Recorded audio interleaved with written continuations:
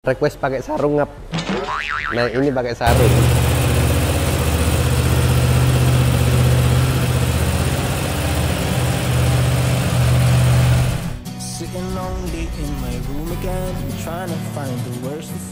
Halo teman-teman, balik lagi bersama kita Fun Crispy Bag Channel. Yang pastinya kita bakal bahas motor yang nggak asing di YouTube kami.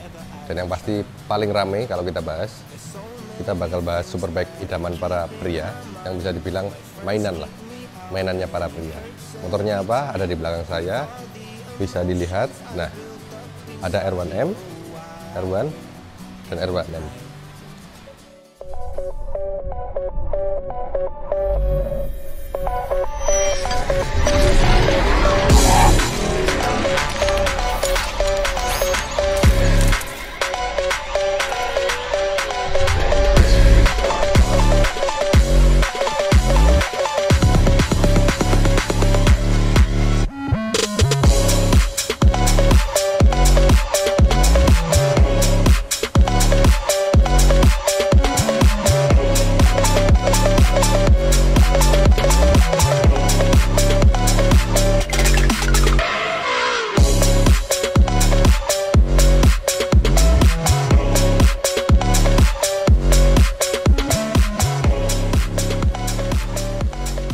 Mulai pertama, kita bakal bahas yang paling baru dan yang lama dulu. Kita lihat perbedaannya.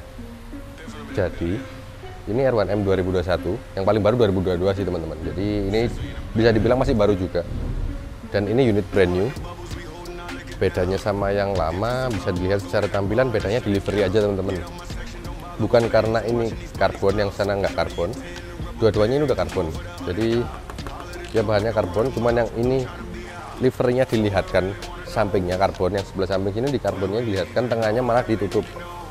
Nah ini tengahnya ditutup. Kalau di yang versi lamanya 2019 ini bisa dilihat, nah, tengahnya yang dilihatkan karbonnya, yang sampingnya malah ditutup. Jadi bedanya hampir ya livery aja sih teman-teman. Untuk bahan, nah ini tetap karbon ya, bukan fiber biasa. Ini juga karbon. Nah itu bedanya teman-teman. Kalau sama R1 biasa beda lagi.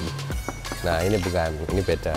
Ini bahannya plastik fiber biasa, jadi perbedaan R1M dan R1 itu cukup signifikan teman-teman. Oke, tadi kemarin ada yang tanya nih, Bang bahas R1 nya nih. Oke, kita bakal bahas R1 2020. Nah motor ini bisa dibilang tipe lightnya dari R1M.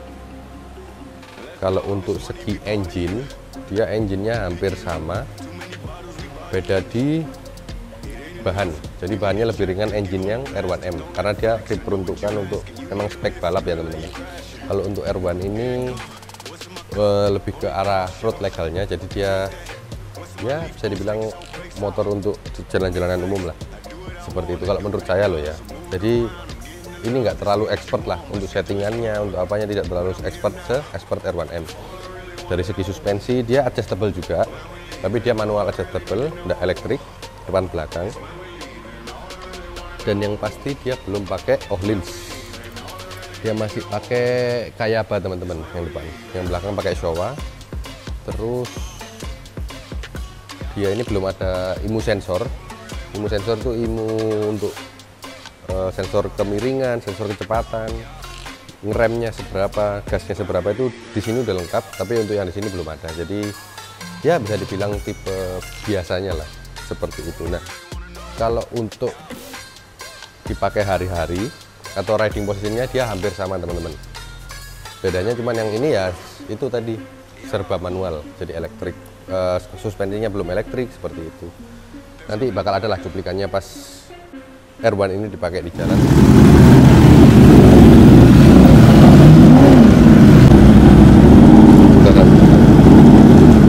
Kalau untuk tinggi seperti saya, untuk 3 motor ini yang pasti jinjit teman-teman, jempol ketemu jempol ini.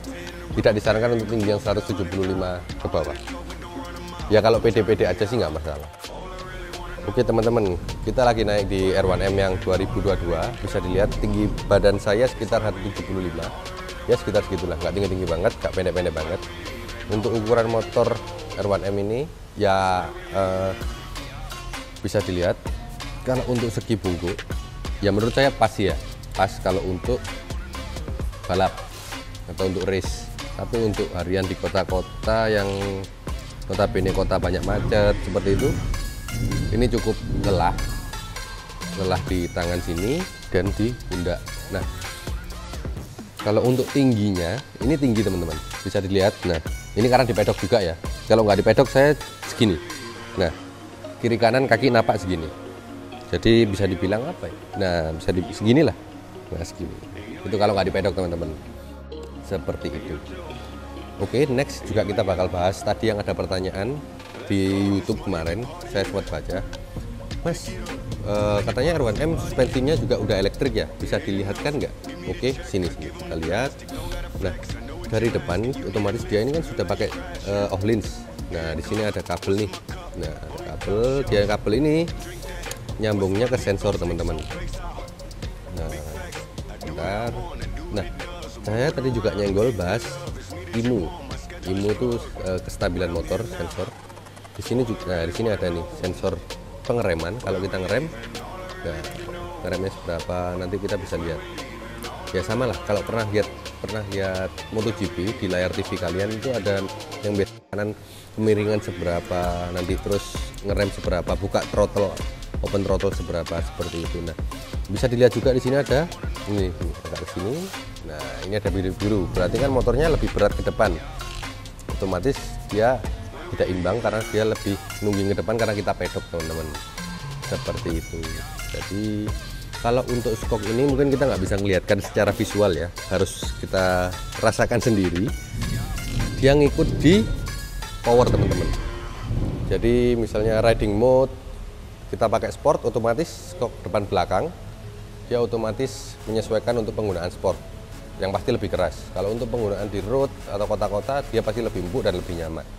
Otomatis dia adaptasi dengan ECU yang ada di motor ini. Seperti itu.